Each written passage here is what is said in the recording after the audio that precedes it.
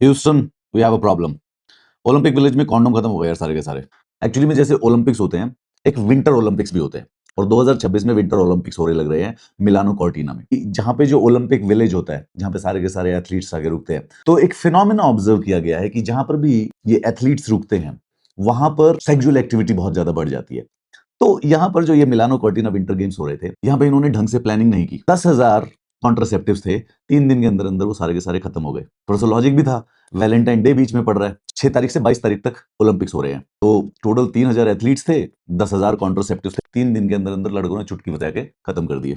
The explanation इसके पीछे ये दी जाती है कि हजारों young elite peak physical condition में सालों की हाई स्ट्रेस ट्रेनिंग के बाद एकदम सडन रिलीज ऑफ टेंशन जो होती है, तो एक यूनिक सोशल एनवायरनमेंट क्रिएट हो जाता है। और देखो, ये सबसे परफेक्ट ह्यूमन बीइंग है ऑन दी अर्थ, वो बेस्ट पॉसिबल ह्यूमन शेप में होते हैं, they are massively attractive to each other, और ये ह्यूमन बॉडी की पीक परफॉर्मेंस पे होते हैं, और कम से कम नहीं तो 1-2 साल से मेहनत करके जब इनके स्पोर्ट्स इवेंट खत्म हो जाते हैं, they are basically free to enjoy their life. इस वाले मुद्दे पे मेरे पास कम से कम 10 इनअप्रोप्रिएट जोक्स हैं, बट विल मेलो डाउन। ये वाला मुद्दा कैंसिल करवा देगा। इवन द जेन जी, वो भी अंदर से टैबू ही है, ऑर्थोडॉक्सी भरी पड़ी है समाज के अंदर, मतलब कास्ट और रिलीजन और पॉलिटिक्स के मुद्दे पे सिर्फ और सिर्फ डिवीजन आती है और हेट आती है। ये वाले मुद्दा कैंसिल करवा देगा यार। सो हम थोड़ा सा पोलाइट ही करेंगे, नो डबल एंटेंड्रेस, सेफ्टी फर्स्ट। तो इट्स अ नॉन फिनोमिना कि जो ओलंपिक्स विलेज होते हैं, वहां पे मैसिव एक्टिविटी होती है, तो इसीलिए जो ओलंपिक कमेटी होती है वहां पे कॉन्ट्रासेप्टिव्स प्रोवाइड कराती है free, and to the level of that कि भाई 2024 का जो मेन समर ओलंपिक था, ये सब एथलीट्स मिलकर 3 हफ्ते में 4 लाख कॉन्डोम यूज कर गए थे, ठीक है। मतलब रियो में 4.5 लाख यूज हो गए थे। तो ये एक फिनोमिना है, नॉन फिनोमिना है। तो ये सिर्फ और सिर्फ एंजॉयमेंट नहीं, this is actually about the safety.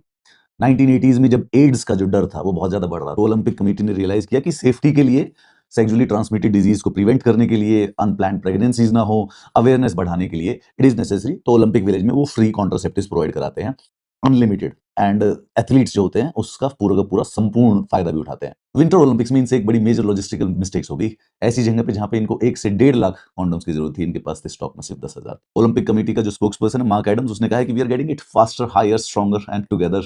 So yeah that happened. ये सुनने में थोड़ा ऑकवर्ड लगता है कि जो ओलंपिक विलेज होता है वहां पे इतनी ज्यादा सेक्सुअल एक्टिविटी हो रही है and so much of contraceptives is being used, but logically देखा जाए तो मतलब ठीक है। ओलंपिक कमेटी ने भी इससे फाइट करना छोड़ रखा है, उनको लगा कि see you can't stop these young people, अपनी जिंदगी का जो सबसे बड़ा इवेंट है वो खत्म हो चुका है, so they are basically free to have some social connections. तो एक ही तरीका है, बट ये इन्होंने थोड़ी सी गलती तो कर दी।